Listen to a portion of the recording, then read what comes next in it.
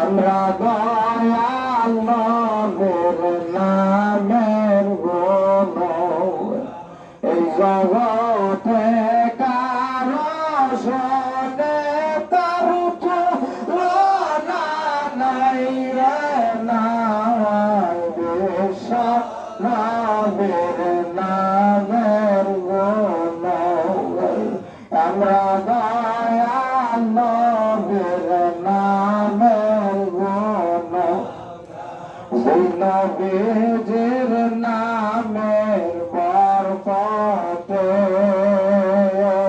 আল্লাহ রহমত নাযিল হইল দরাতে যে নবীজির নামের বরকতে আল্লাহ রহমত নাযিল হইল দরাতে সেই দয়ালের সাদমকানা সদা আমরা দেখতে চাই বিশ্ব নবীর নামের গুণ আমরা দয়াল নবীর নামের গুণ আল্লাহুম্মা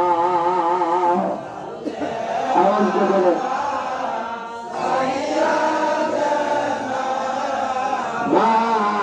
মাওলানা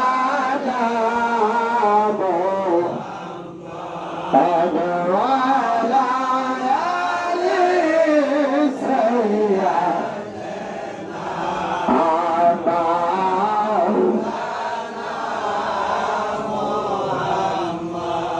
আমার দারুণ ফিরিতি দুর্গতি গাইল এই জীবনে আমার দারুণ ফিরিতি দুর্গতি গাইল এই জীবনে লাগিয়া বন্দা ওয়ানা লাগিয়া বন্দা ওয়ানা বাইনা তার সামনে দুর্গা তেলা গাইল এই জীবনে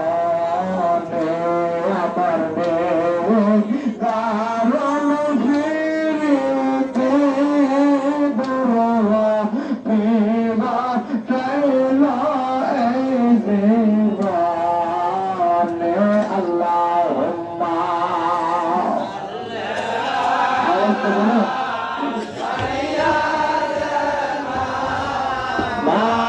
মাওলানা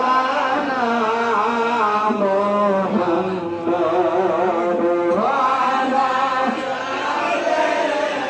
সাইয়্যিদিনা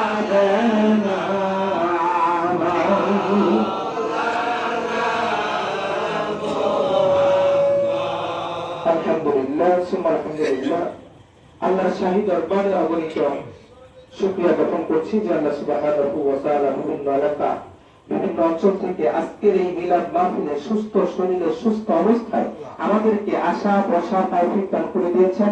আমরা সেই জন্য অনুভূতির দরবারে অন্তর স্থল থেকে সকলে চিৎকার করে বলি আলহামদুলিল্লাহ।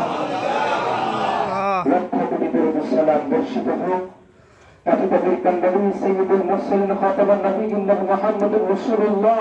সকলে পাঠ করেন সাল্লাল্লাহু আলাইহি ওয়াসাল্লাম।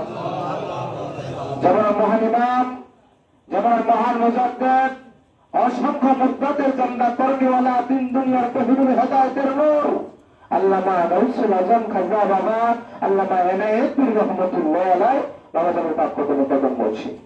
আমি কদম বলছি জানাই এনায়েতুর উন্নয়নের মনি খাস প্রতিনিধি নুরুল আলা নূর দরবার তলোয়ার আখির ইমাম খাজা বাবা সাইফুদ্দিন সম্মানগঞ্জ রহমতুল্লাহ আলাইহি আপনাদের পাক কদমে কদম বলছি। আমি কদম বলছি জানাই জামানার হাজি জামানার পরশমণি জামানার কর্ণধার জামানার মহান মুজাদ্দেদ বাংলা আসামের কোটি কোটি মুরিদের দরদি আলহাজ খাজা বাবা মুর্শিদপুরি মাত্রা জন্য আলী বাবা জানের পাক কদমে যোগ্যতার কদম বলছি। উপস্থিত বাবাজানের আশেকান জাকিরান মুমিন মুসলমান পর্দার আড়ালে মা ও ভগ্নী সকলের প্রতি আমার ভক্তিপূর্ণ সালাম। আসসালামু আলাইকুম ওয়া রাহমাতুল্লাহ। মোহাম্মদ দিয়ে বরাবর দোয়া করে আল্লাহুম্মা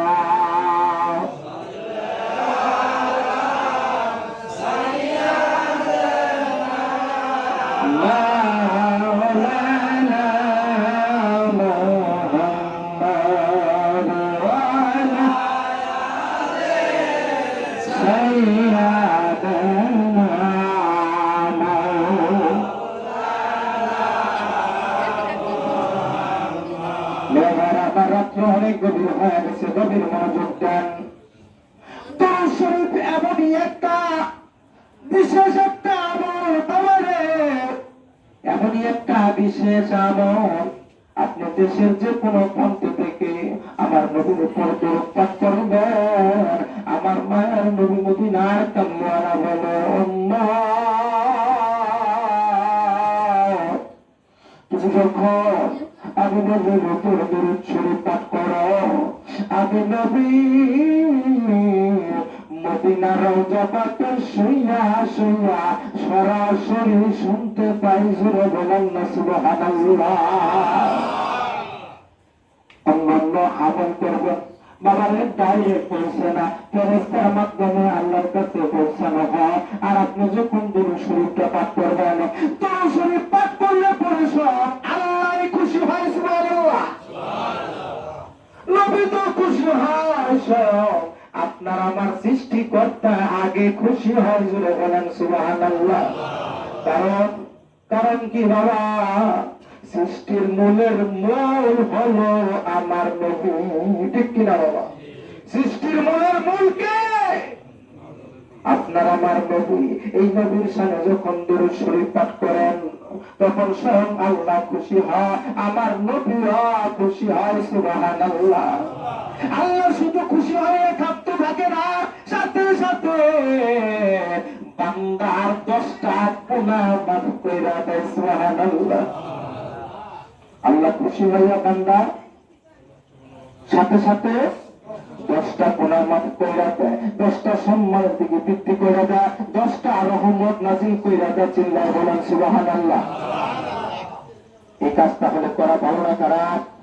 বন্ধুগণ আমার, এই জন্য বেশি বেশি দরুদ শরীফ পড়বেন। বেশি বেশি দরুদ শরীফ পড়লে আমার আল্লাহ খুশি হয়, আমার নবী খুশি হয়।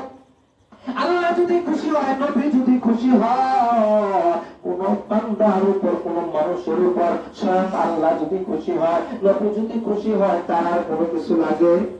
কথা বলেন। এই জন্য আমার নবীর উপর বেশি বেশি দরুদ পড়বেন। কেন পড়বেন?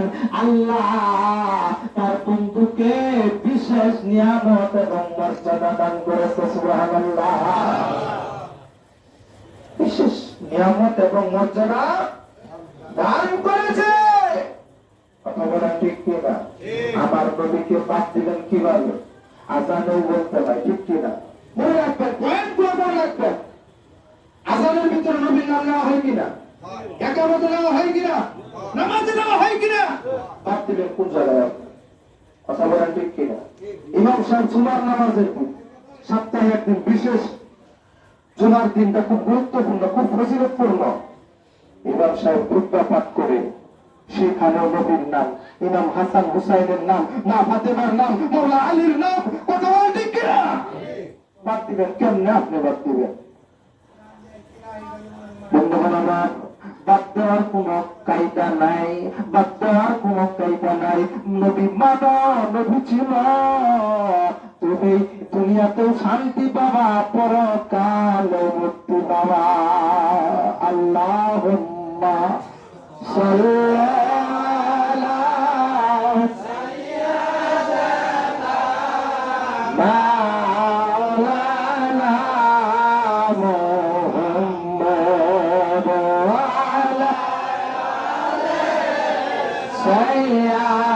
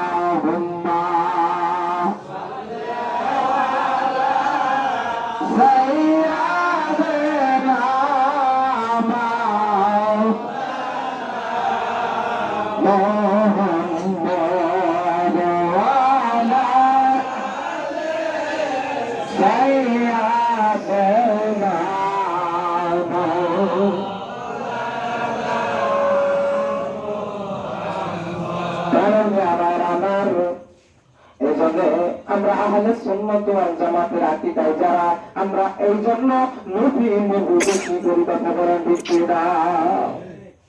ইমানের মূল কি? নবীজি। কথা বলেন ঠিক না? ইমানের মূল হচ্ছে নবীজি। বন্ধুগণ আমার, ইমানের মূল হচ্ছে নবীজি।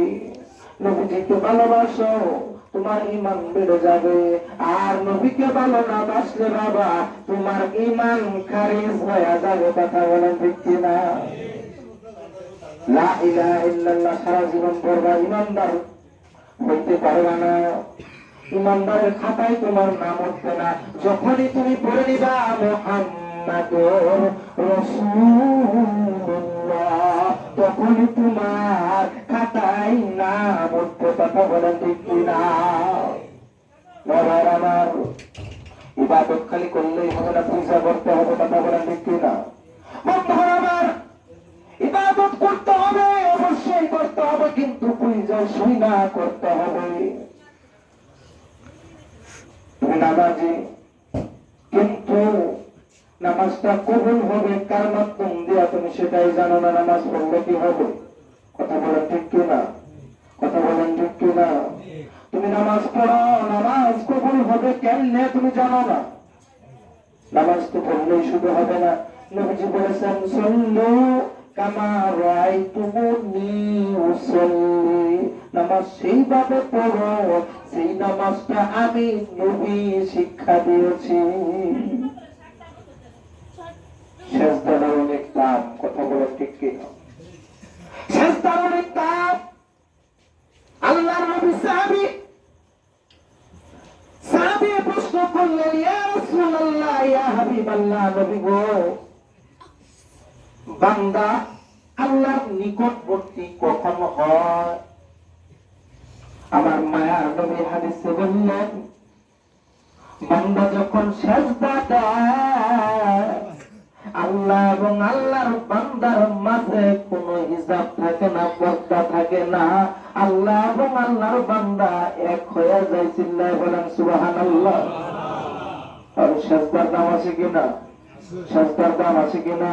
সেজদাটা কিভাবে দিতে হবে তাহলে কথা বলেন ঠিক কিনা? নামাজে দাঁড়াইছি, নামাজে দাঁড়াইছি, মনে পড়েছে আমারে ডাক্তারের তো ফিস দেওয়ার দরকার ছিল, বাজারে যাওয়ার দরকার ছিল। কথা বলেন ঠিক কিনা? এই নামাজের নিয়ত করলে সারা জীবন নামাজ পড়লে পরে কাজ হবে, কোথাও ডাক্তার কাজ হবে। হ্যাঁ,